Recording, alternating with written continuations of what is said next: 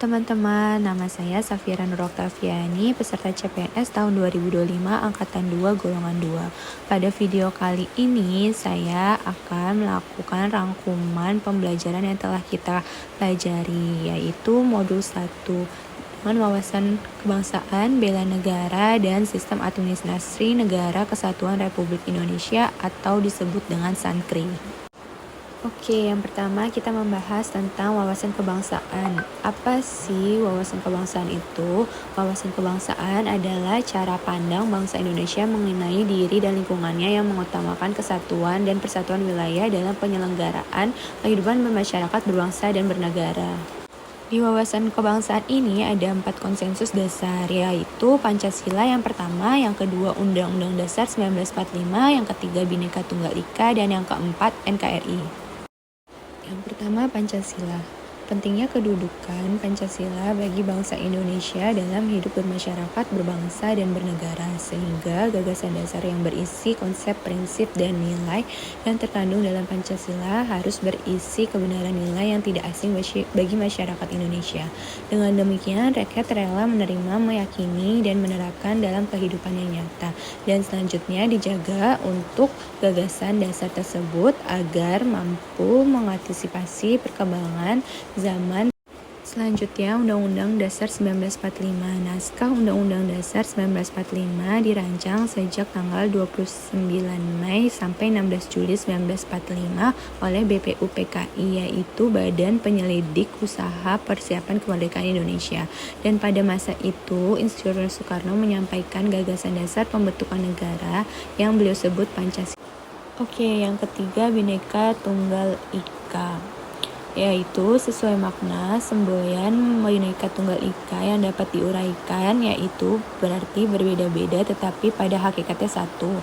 Sebab meskipun secara keseluruhannya memiliki perbedaan tetapi pada hakikatnya satu, yaitu satu bangsa dan negara Republik Indonesia. Selanjutnya ada NKRI, yaitu Negara Kesatuan Republik Indonesia, yang dimana keberadaan Negara Kesatuan Republik Indonesia NKRI tidak dapat dipisahkan dari peristiwa proklamasi kemerdekaan 17 Agustus 1945, karena melalui peristiwa tersebut bangsa Indonesia berhasil mendirikan negara sekaligus menyatakan kepada dunia luar bahwa ada negara baru, yaitu Kesatuan Republik Indonesia. Materi selanjutnya ada bela negara. Bela negara adalah tekad, sikap, dan perilaku serta tindakan warga negara baik secara perseorangan maupun kolektif dalam menjaga kedaulatan negara, keutuhan wilayah, dan keselamatan bangsa dan negara yang dijiwai oleh kecintaannya kepada NKRI yang berdasarkan pada Pancasila dan Undang-Undang Dasar 1945. Untuk kelangsungan hidup bangsa dari berbagai ancaman. Bela negara dilaksanakan atas dasar kesadaran warga negara serta keyakinan pada kekuatan sendiri yang ditumbuh kembangkan melalui usaha bela negara.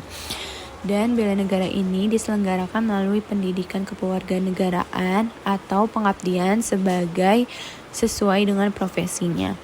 Dan usaha bela negara ini bertujuan untuk memelihara jiwa nasionalisme warga negara dalam upaya pemenuhan hak kewajiban terhadap bela negara yang diwujudkan dengan pembinaan kesadaran bela negara demi tercapainya tujuan dan kepentingan nasional.